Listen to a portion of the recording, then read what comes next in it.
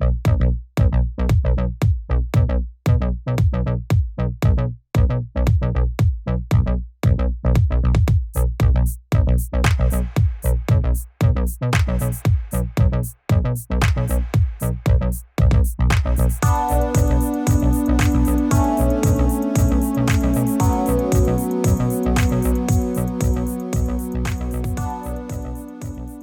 connected with you through Instagram initially. We have some mutual friends. Yeah. I think the first time I came across your profile, you were doing some type of retreat with Param and Dave Robinson, perhaps? Oh, I know Dave, but Dave wasn't a part of the retreat, but yes. Okay. Cool. Yeah. And I know you're also friends with Holly Zager, Holly. who was on the podcast last season. Dave was actually on the podcast last season as well. Yes. And also, Indigo Ludwig referred me to you last year or the year before when I told her I was suffering from anxiety and depression, and she asked me if I had looked into microdosing. Mm-hmm. And at the time, I hadn't. I've been taking SSRIs for those conditions since like October of 2022 or maybe 2021. It's been about a couple of years. Yeah. And I am really interested in the topic of microdosing. Like, I've heard about the research, and I have watched documentaries, listened to podcasts, and I know you're very well versed in the subject, and you work with clients with microdosing as well as with breathwork and other types of practices to help them heal from trauma in their life and other stuff they're just struggling with. So before we get into that, welcome to the Evolved Podcast. Yes. My name is Joe Fitzpatrick. The Evolved Podcast is an open forum on personal growth and cultivating a positive mindset. Today on the show we have Liz Bowden. Bowden? Yeah, like a little bow wow. Nice. And she goes by Liz B. Wilden on Instagram. Liz, tell me a bit about what you do, like as a practitioner of health and wellness. Yeah, so that has actually evolved in the past few years. Started as a yogi and eventually evolved into breathwork, which has been such a beautiful practice to cultivate for my own. And then transitioned into herbal medicines and recognizing nature and the earth as our greatest healer. And now I help people wean off of pharmaceuticals if they feel the need and look for more holistic, more natural ways of becoming one with themselves and healing in a way that is more sustainable and less numbing. So getting to more of the root of issues. So that's a little bit of what I do. Cool. Yeah. How did you get started doing all of that? Where did it all begin? Yeah. So typically when I'm asked this question, I first think of this permaculture farm I used to live on called Punta Mona, and it's in Costa Rica. Wow. Okay. Yeah.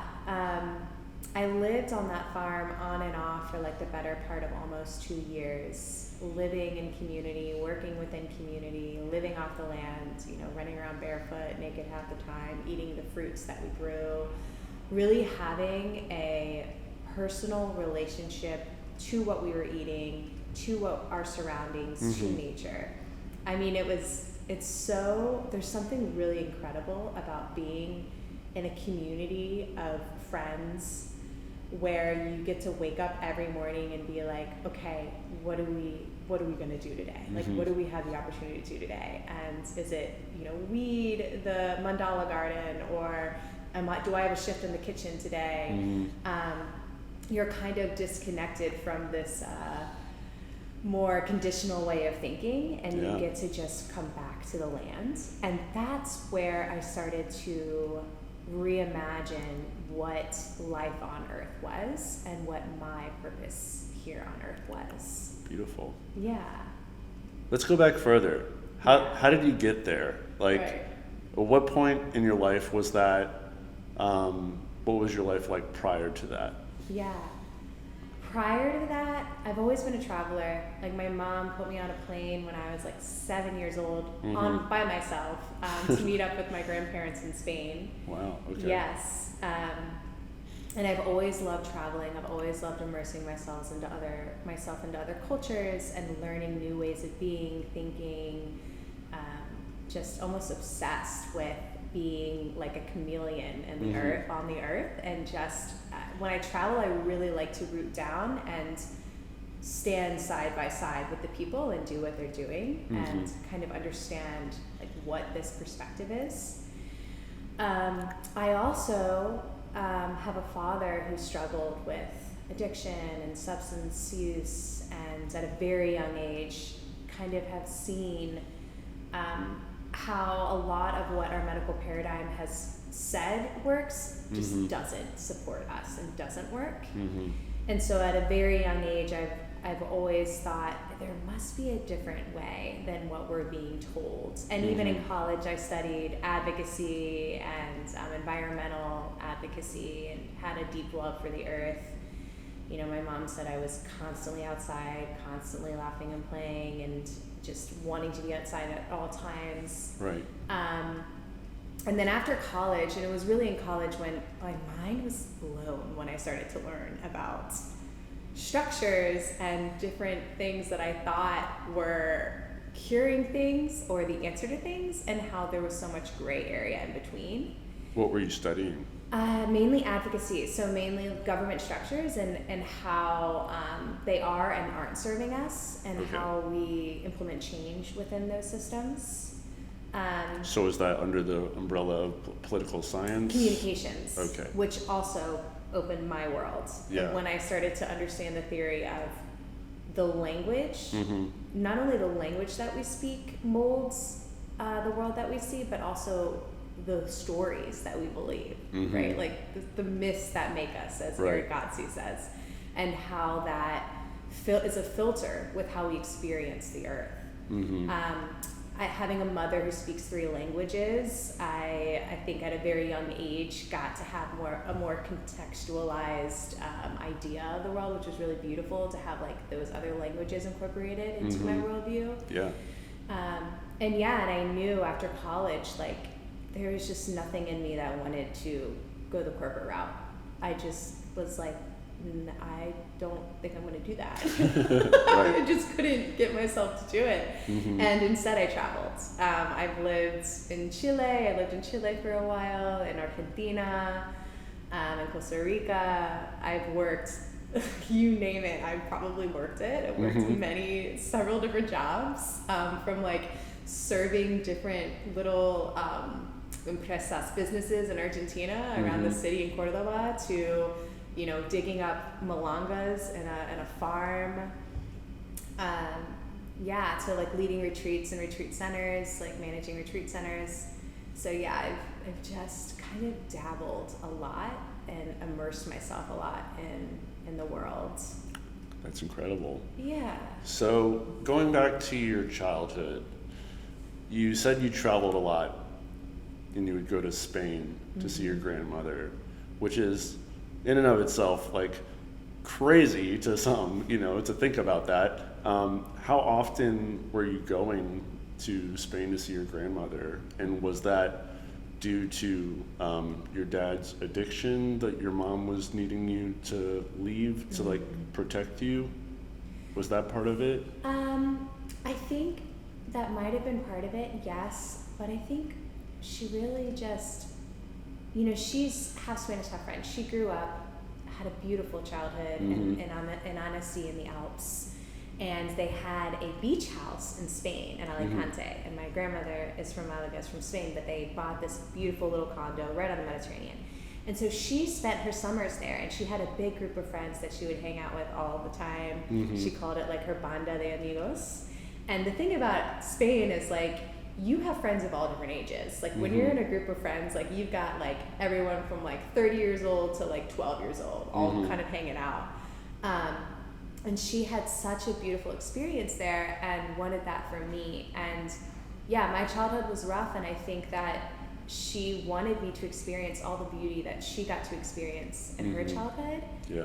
And what's interesting is I would go every summer, and I remember meeting up with a bando de amigos. I ended up having this big group of friends there of all different ages, which I think from someone who grew up in Richmond, especially during the time that I did, being raised in Catholic schools, my mind was blown just being able to like, and I mean there, you know, you can drink at a young age, you can go to clubs at a young age, but it's all very cultural. Like you're not drinking to get fucked up by any means. Right. You're just having fun and you're enjoying it, and people know their limits. Right. It's part of the culture. It's a part of the culture. Unlike America, you know, it's much more in moderation. It's much more in moderation. And so at a very young age, you know, I was even friends with older people and their ways of thinking about the world. And it's really beautiful too, because a lot of my friends that I had in Spain, their parents were in my mom and my aunt's bando de amigos. Oh, cool. So it was kind of like this full circle moment. Yeah, this full circle moment.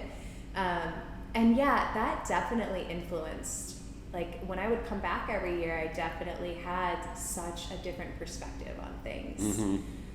You know, even in college, like I never was the one that was like, more shots. If anything, I was the one that was like, y'all are gonna hurt in the morning. Like, let's not do that. You know? So when you were coming back and, you know, you were having this fresh perspective from these trips, like how did that affect your life here? Yeah. Well, you know, there were actually some moments where I kind of felt like an outsider, honestly. Yeah. There's definitely, and I still am working around that story of feeling like I belong. And that's something that has definitely, as I've gotten older, become a part of my healing journey.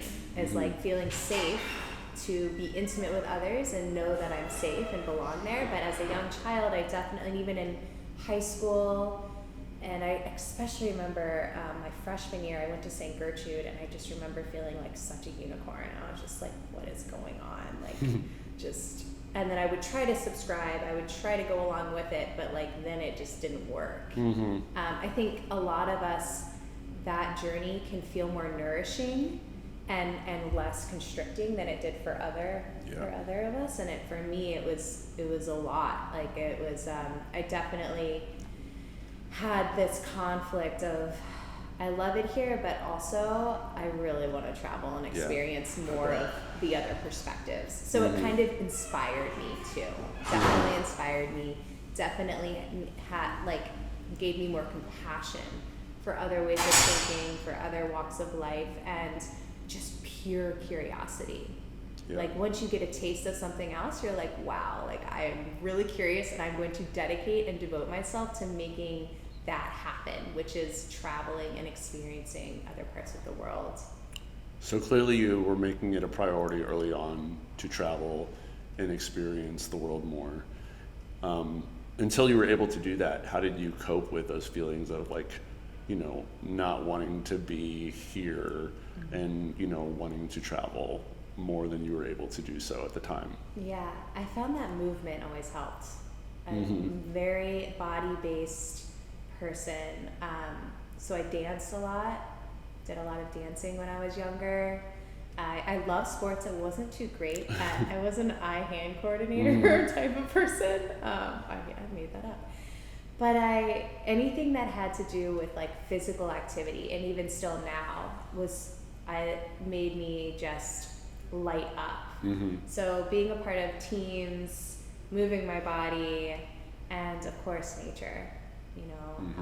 And though I did have like some friends that in a group, not like I did in Spain, but the few friends that I did have were very, like I still to this day have a friendship that I had since kindergarten. I have another friendship that I've had since sophomore year of college.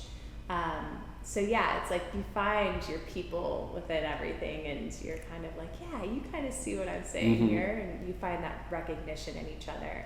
Yeah. So would you say that you found that Banda de Amigos here now, like as you've gotten older? It's beautiful because I think that I have a Banda de Amigos like all throughout the world now. Yeah, I bet. Yeah, like I have a family that I like, the people I lived with in Costa Rica I see as my family, and will always see all 25 of them as my brothers and my sisters, as hard as it was to live with 25 of them in one place. It's like living with 25 significant others. It's a lot. I'm sure. But they're near and dear to my heart, you know, the families that I lived in South America and Central America, you know, the people that I've met throughout my travels, I still connect with.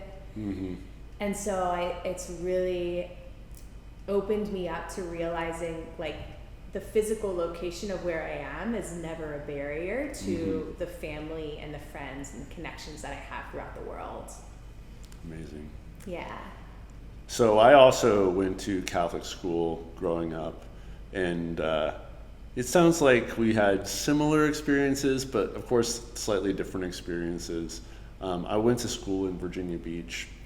I didn't start coming to Richmond until I was in college, but you know, I definitely think that Catholic school, you know, it definitely forms good like morals and some good structure, and you know, I think they try to teach that, but it does sort of I think hold you back from being your true self. And you know, there's certain, I guess at certain times, like, you know, they want orders and they want people to like wear uniforms sometimes, and like, you know, that was my experience, or like there's a strict dress code, that type of thing,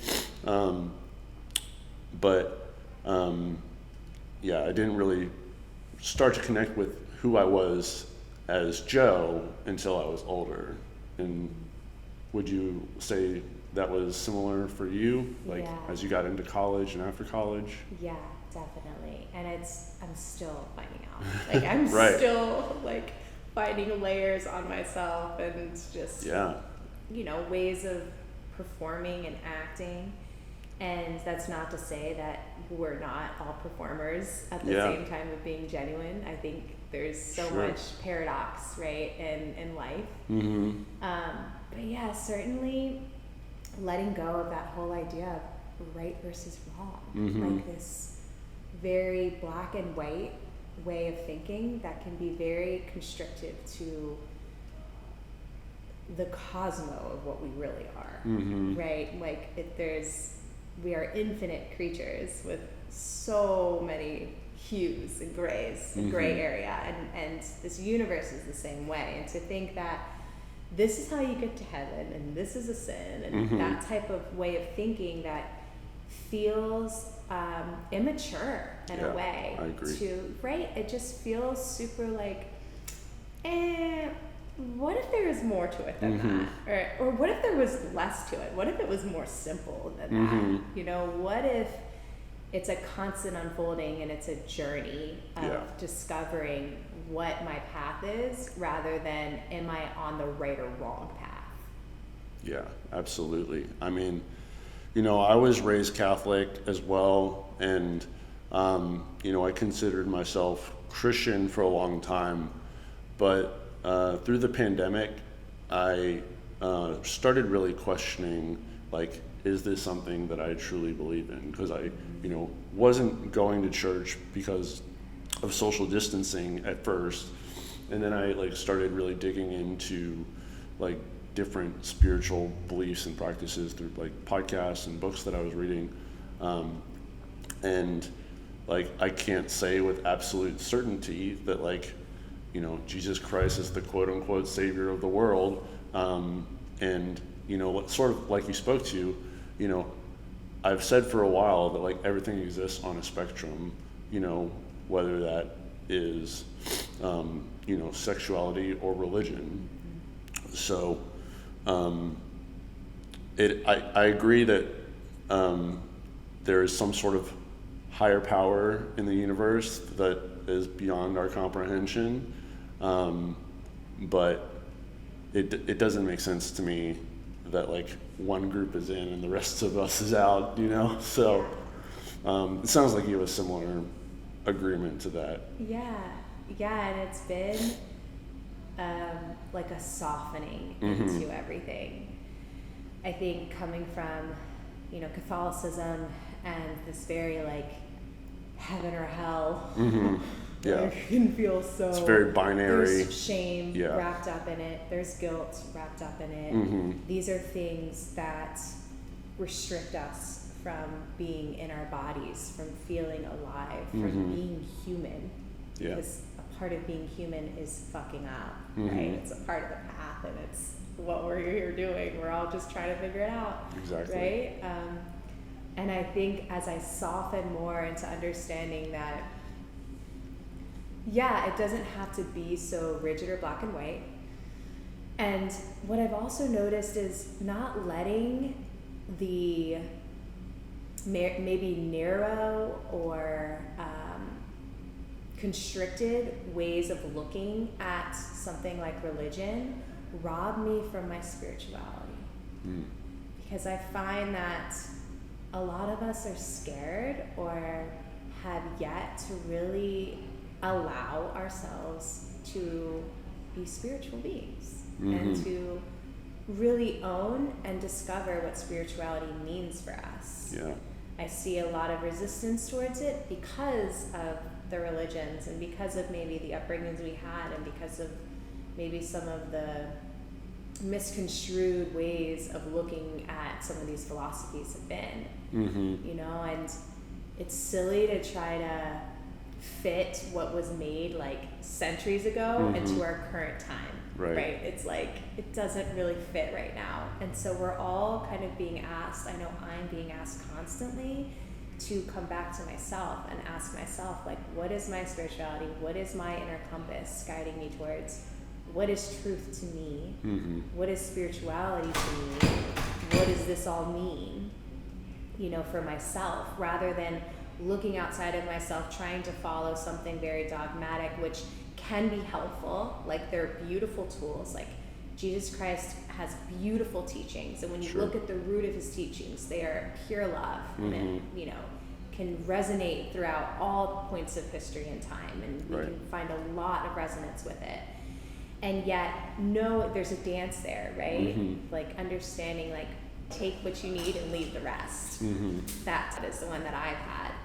And yeah, I really see all of us embracing our spirituality more as we begin to understand that it doesn't have to look like what we saw as children in church, or it can look like whatever we want it to. Right.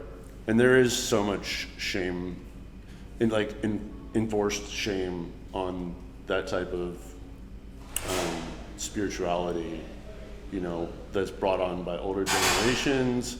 You know, like when you're explaining that, like picking and choosing of what works for you, I think that is great practice personally.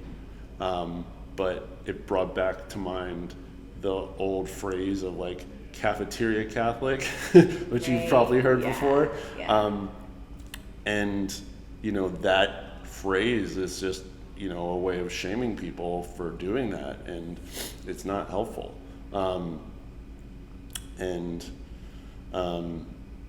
I think there is a big source of shame for people, you know, if they don't look at spirituality in the way that they did when, like, they were younger, because it's like betraying, you know, part of them, or like something, you know, with their family.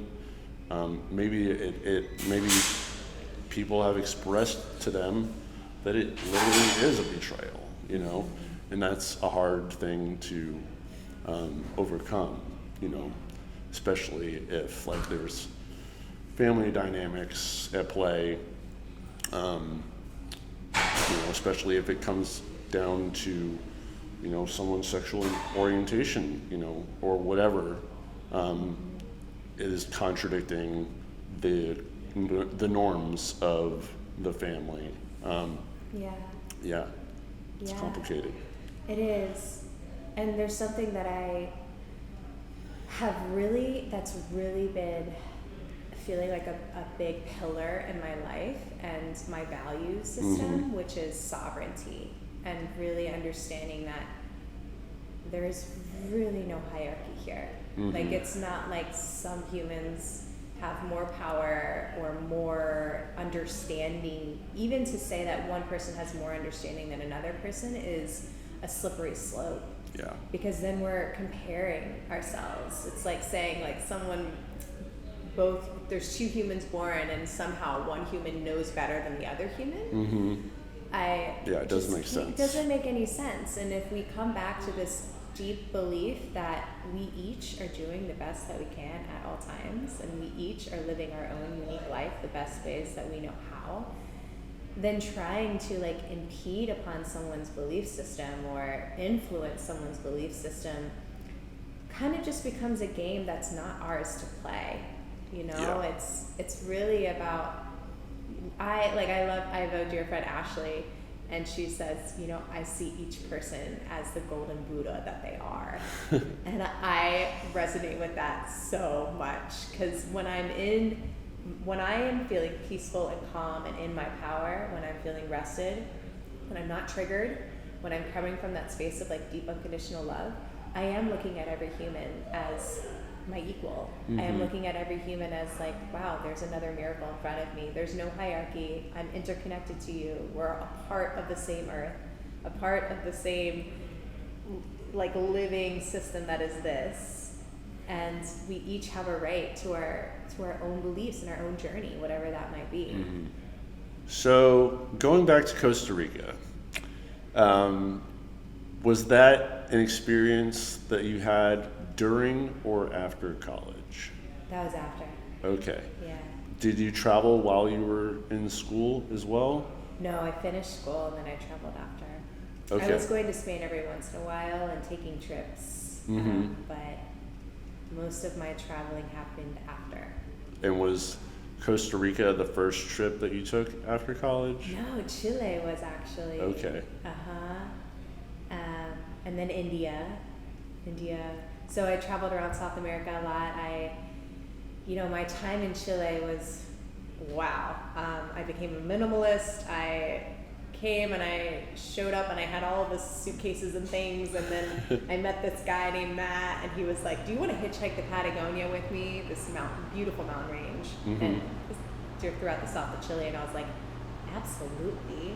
Ended up selling all of my things and just having a backpack and hitchhiking for months and living out of a tent and just living in this like vagabond type of way, which was really beautiful. And then teaching English there. And that was, I think that trip of hitchhiking and living out of a backpack and seeing rural parts of Chile and Argentina and the mountains and how other people were living off the land and were living in community had such a big imprint on me, and how I validated myself.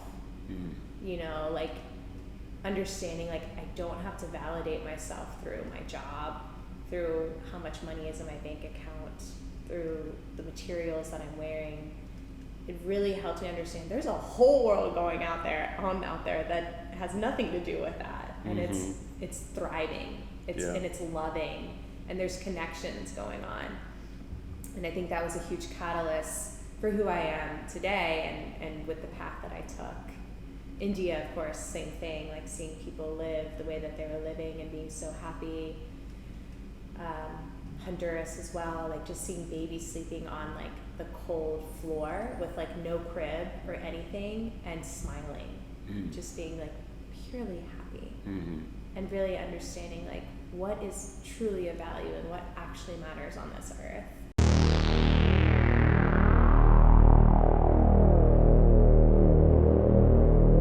Thanks for watching Evolved Podcast. This episode is brought to you by our sponsors, True Nutrition. Use Evolved Podcast to get 5% off all True Nutrition supplements. I'm personally a fan of their soy isolate vegan protein powder, available in a variety of flavors and strengths from light to heavy. They also have non-vegan protein powders if that's not your thing. I recommend the cookies and cream flavor in heavy strength, and I add it to waffles, oatmeal, and protein shakes. They're delicious. Check out their wide range of supplements at affordable prices that are third-party tested and verified for content quality. They are able to provide such great prices because their supplements come direct from the manufacturer without any marketing gimmicks or fancy labels. Visit truenutrition.com to supplement your workouts and nutrition. Use code EvolvedPodcast to get 10% off all weight train and athleticity gym gear and apparel. No matter what you need for your workouts, they have the gear to help you get it done. They have great clothes for the gym wear, for men and women. Visit weighttrain.com for all your gym gear needs. Last is not dead yet. Use code EvolvedPodcast to get 15% off all clothing and accessories. The goat shorts and shirts are some of the most comfortable clothing I've ever worn, and they have the coolest designs. However, their drops are only available in limited quantities, so get your favorites while you can, and be on the lookout for other drops you're stoked on. Visit notdeadyet.com for clothing to remind the world you are not dead yet. Now, back to the show.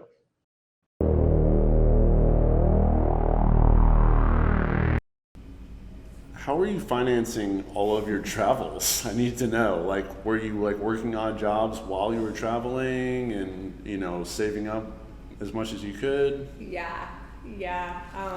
I, at the time, one of my superpowers was making $100 stretch an entire month. That's pretty special, yeah.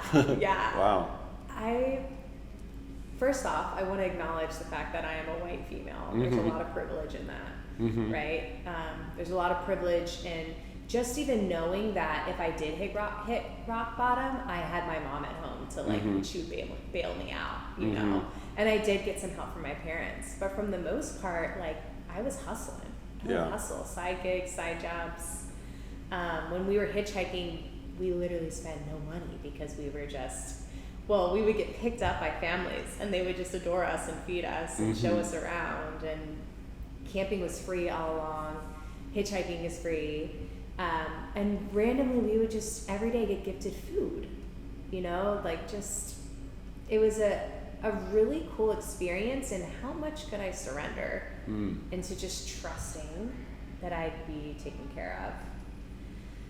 And I say that also knowing that that's not reality for everyone. Right. And in some circumstances that doesn't hold true, right? But for me in that moment in time, it did. It was a part of my journey of really understanding to trust and to do what felt good, and understanding that everything would be provided for in the end. But yeah, I hustled a lot. I worked a lot of different jobs. And I did a Workaway, which is a really cool exchange website where you could get like lodging and some meals in exchange for hours that you worked. So I did a lot of that. And that's kind of how I made it work. Is that remote work? Yeah, it's Okay. remote work. Awesome. Yeah. I know some people that do remote work, you know, and travel. I know it's definitely become much more accessible, even like since the pandemic happened, because, you know, people are considering like, you know, if they really need to be in a certain location to do a certain job when so many other jobs are, you know, virtual now. Well, let me correct that. It's not remote in that sense. It's remote in the sense that, let me rephrase. Work Exchange is actually a website where you get to choose a part of the world. Okay. And they have either it's a farm that you can work on, or a hostel, Okay. or a center, or it's a family, and you go there and you live there, and in exchange for like the hours you put in. So let's say you go work at a hostel in Argentina, which is one of the jobs that I did. Like I basically ran this hostel in Argentina. Like I ended up doing a little bit, and then next thing I know, I'm literally like managing this entire hostel for free, but for a bed and like some meals. I should have been getting paid. I wasn't at the time, but that was an introduction into my healing my money story as well. Right. But yeah, that's work away. So it's for travelers, like people who want to live in a space for a long period of time and like exchange so they can make it work financially. So was the spot in Costa Rica a work away? It was similar event? to that. Yeah. Okay. Very similar to that. Okay. So, yeah, you're traveling through all these countries. Was there any point in time where like you didn't have, funds available to you and, you really had to like scramble and, stress to like, make something happen, and then it seemed like it wasn't going to happen, and then it all worked out? Yeah. I mean, scarcity was definitely like a part of my baseline. I just didn't really realize it then. And yeah, I mean, I would be traveling, but I would also be traveling in a very certain way. Like camping, or I'm staying at a place where I'm working. It wasn't like I was traveling and I was staying at these like nice like hotels or hostels and like being like a true what we might call tourists there. I was going to these spaces and like living there and making it work that way. And when there would always be a time where I would have to come back to the States, and restaurant jobs kept me afloat. I hustled as a waitress. I was really good at that. I was really good at being a waitress. My mom was actually a waitress when she moved here. And that was definitely one of my jobs, that I would just stay here and work for long periods of time and save a bunch of money, live at my parents' to save more money, and then go off and travel again. Awesome. Yeah. Did you pick up any foreign languages? Like, I'm sure you picked up Spanish. Yeah, mainly just Spanish. Yeah? Yeah, and I would mainly travel throughout Spanish-speaking countries. Yeah. So is like Spain your favorite Spanish-speaking country since you like went there so much as a kid, or do you have a love for any other Spanish countries? Oh my gosh. I love the accent of Chile, like the dialect. It's so different. They add po on the end of everything, so it's like hola po, and they have their own words for things, like weon and cacharse. It's like, do you get me? Translations kind of like that.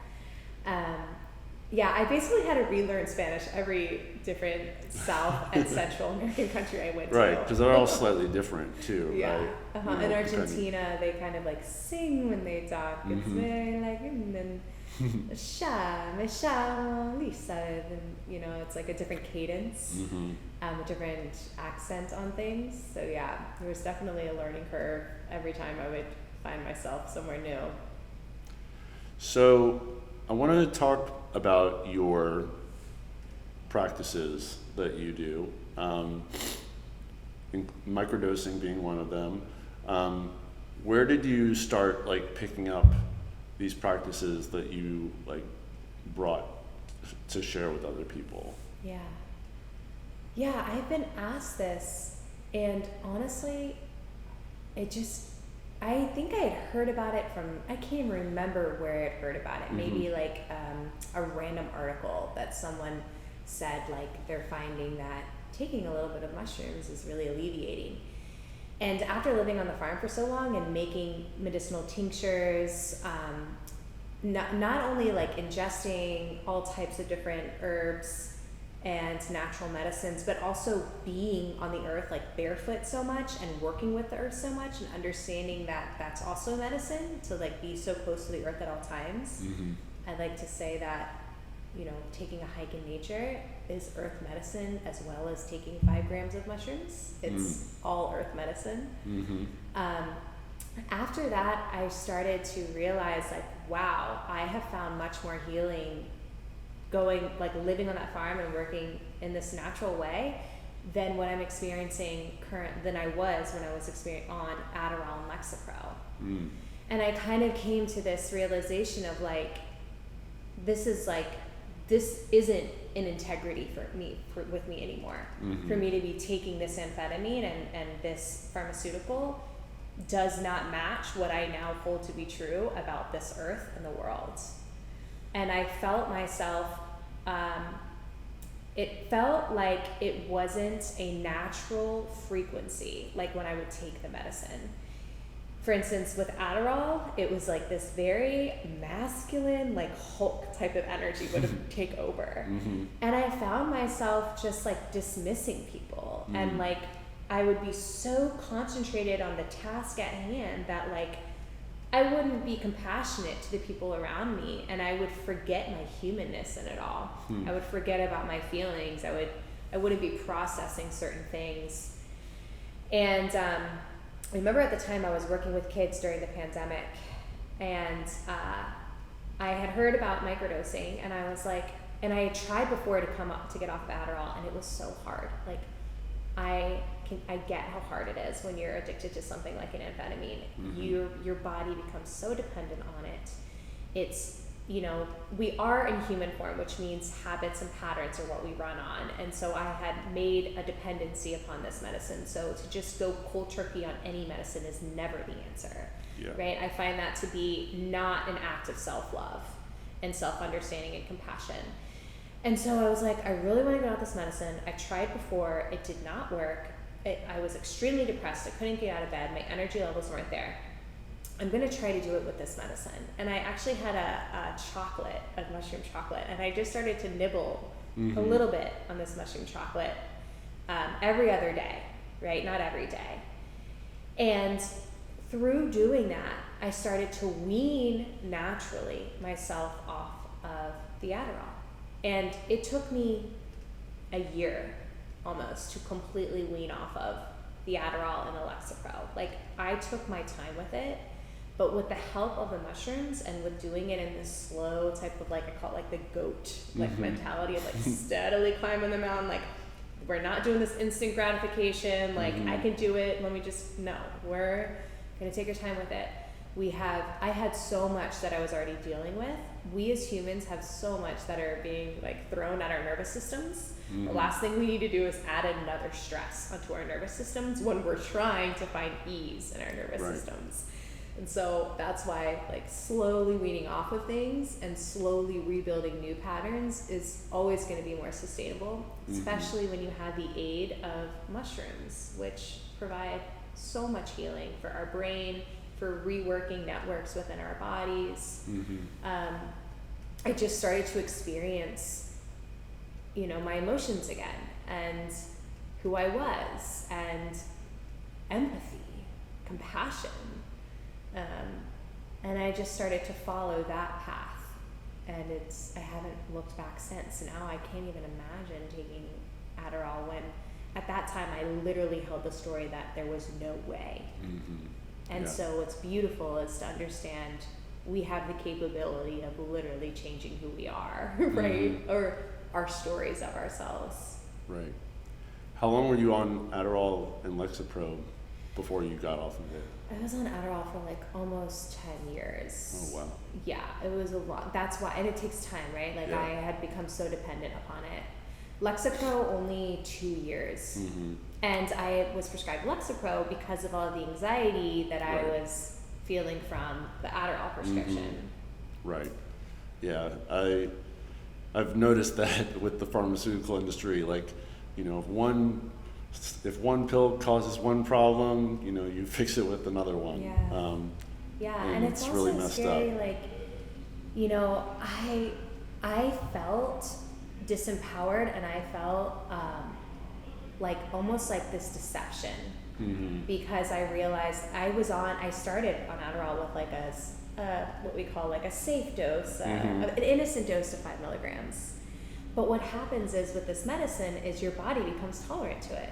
Right. And so as you start to take this daily, you naturally need to take more. And so what started as an innocent dose of 5 milligrams went all the way up to 40 milligrams. And all of a sudden I find myself on 40 milligrams, and never in that time period when I would talk to my psychiatrist was there a question of, well, maybe let's take you off the medicine, let's, you know, detox, let's bring your tolerance back to 0, and then you can reintroduce it. It was like, no, by all means, do not come off of your medicine. We're just going to amplify it so you feel it more. And the next thing you know, you're addicted to this high dose. And I just felt like, I felt so disempowered. I felt like I couldn't be Liz without this medicine. And that was just something that I was like, never again, you know? Yeah. So you were taking the mushroom chocolate for about a year while you were weaning yourself off of these medications. How did you start to feel like during that time period? Like, what was the difference that you felt, you know, from one compared to the other? Yeah, I think one of the biggest feelings that I started to have were feeling my feelings, knowing that I am safe to feel my feelings. This deep understanding that, you know, my emotions aren't meant to be numbed and they're okay to be felt. I like to see it as it helped harmonize my masculine and my femininity. I grew up with two brothers. I've always been like a hustler. I have a very like masculine drive within me. Even when I was working on the farm, I realized that I was the girl like out with the shovel, like doing all the shovel work with the guys. And there were other females too that were like that, and I found a lot of like friendship in them. And then I started to notice though how I would judge mainly the females that would take breaks or read about herbalism or just, and it was like a micro judgment that I wouldn't have been consciously aware of unless I had really started to work on my consciousness by getting curious around all of the voices in my head and the stories that I had as a child and the stories that were imprinted upon me. And I started to notice like, oh, wow, I'm like triggered around women who are being really easeful and relaxing when I'm working, and who are finding, you know, an easeful way about going around about the day. And I was like, that's super interesting. And then I started to realize like, I am just projecting upon the feminine right now, and I am triggered and I'm actually jealous because I'm not allowing myself to be easeful right now. I'm not giving myself what I need right now. I'm not nourishing myself. I'm not giving myself enough rest. I'm not allowing myself to find new avenues of work. I think it came from this very ingrained thinking that work is equivalent to action. Like how many plants did I plant? That's going to mean how much I worked, and how much I worked is going to tell me how worthy I am as a human.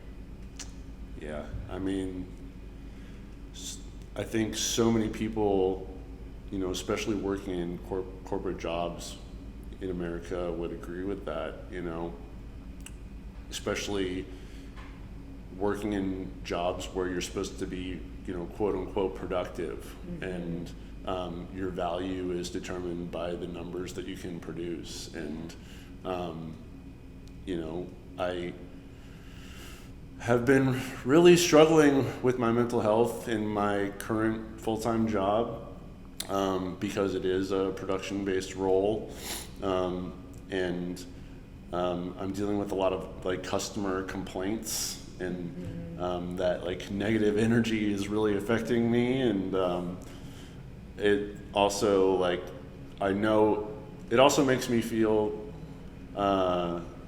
you know, sad in a way, because I know like my true purpose is operating on a higher vibration than that, and I'm meant for, you know, doing work that has more value that can be, you know, calculated on a spreadsheet. Yeah, yes. And I think this like beautiful renaissance of psychedelics that we're finding ourselves in is something that is, my prayer is that it's helping us remember that we are so much more than that. And it's tricky because I also see a lot of this talk of like biohacking and, you know, using these microdosing LSD, microdosing mushrooms as a way to become more efficient in your career and in your job. Right. You know, like Google people of Google using it, people in Silicon Valley using it for this way of like getting ahead on the ladder. Right. And just that sweet reminder of like, and strong reminder that we're missing the point. Right. We are missing the point if we are trying to fit these medicines into the paradigm that is killing us, right? That's not serving us as human beings with spirit, like with a soul. Like we're so much more than just our jobs, like than what we're efficiently doing. Like even the term biohacking, like our biology is something meant to be hacked. It's like, wow, that's violence against our life. Yeah, basically is what it means. Yes, it can very easily turn into like a spiral of self-harm when we're working with these medicines in that way. And I know for me, a big part of the healing and who I am today and the deep-seated feeling of peace that I not all the time feel, I can tell you that, but that I can come to, and this like deep-seated frequency of just calm nervous system has really come from me understanding that I am so much more than that, and I'm allowed to be, I like to call it the art of being a mammal. Like I'm allowed to just go lay outside in the sunshine and not do anything, and that is valid, that is worthy. And in fact, by me doing that, I am help healing myself and those around me, right? Because if we are in contact with someone who's triggered, we know how that affects us. Like we feel that ripple, right? And then when someone's constantly triggered, we can see how harm can come, you know, and it can spread to our community.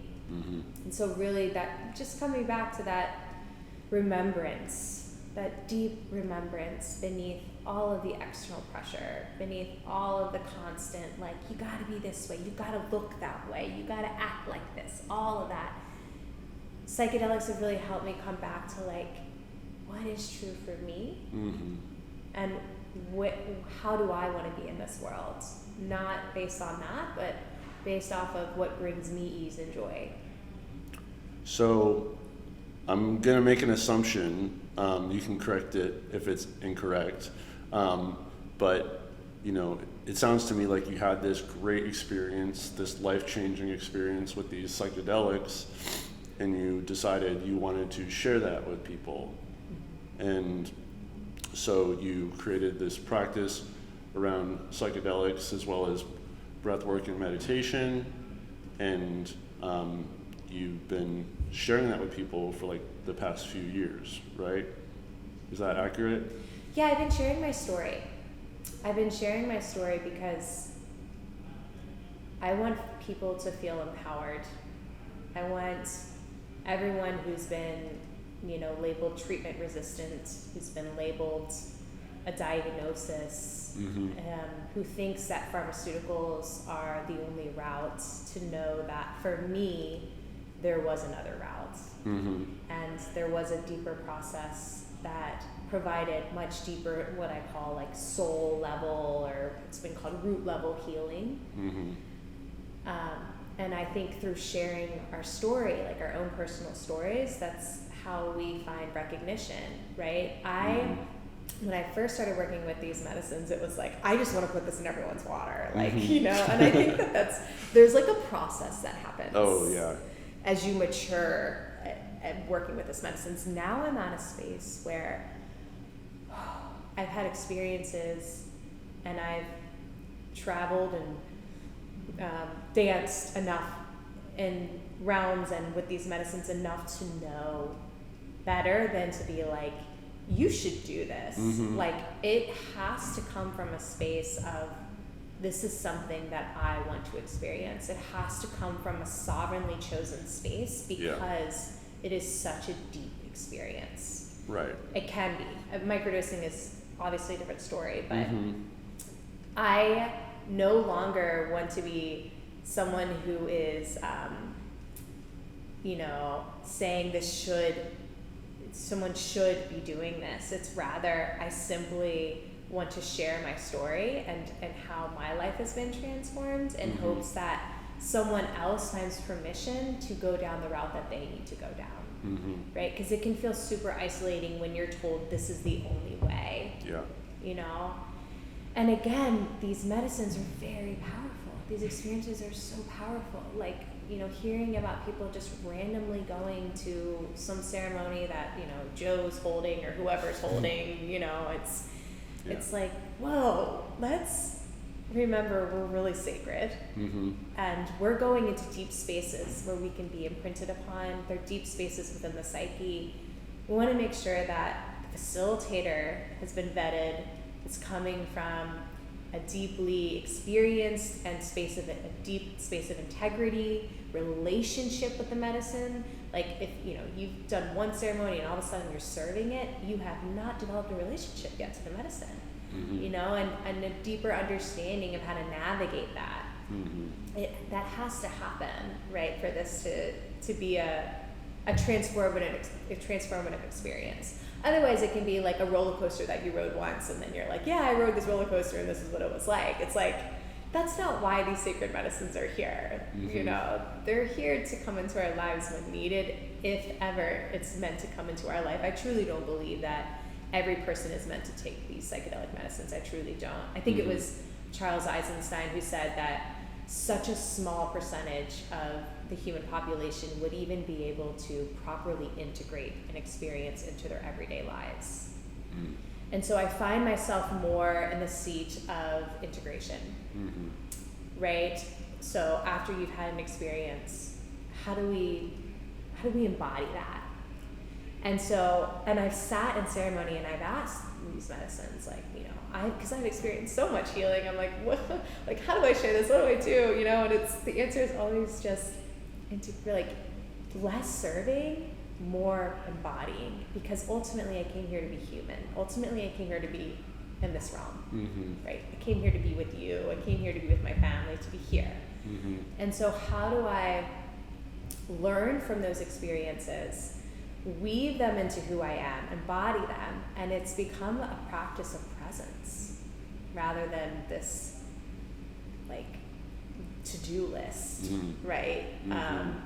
And so that's what I've been sharing with my clients is after they've had an experience like this, again, how do we make that something that alters your life in a way where you feel more yourself, where you don't have to keep going back to it, where you're not seeking anything outside of yourself.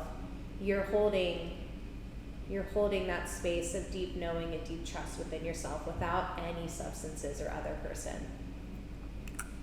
One sec, I just want to check on.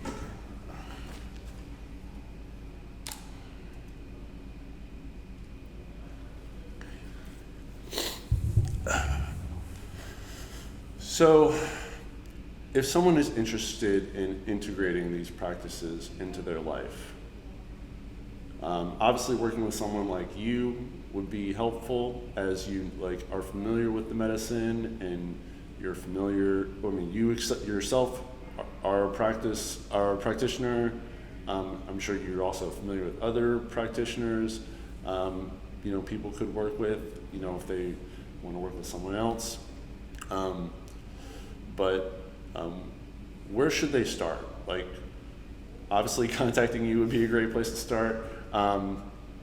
But besides that, like, how do you recommend people getting started if they're interested in incorporating the medicine into their life?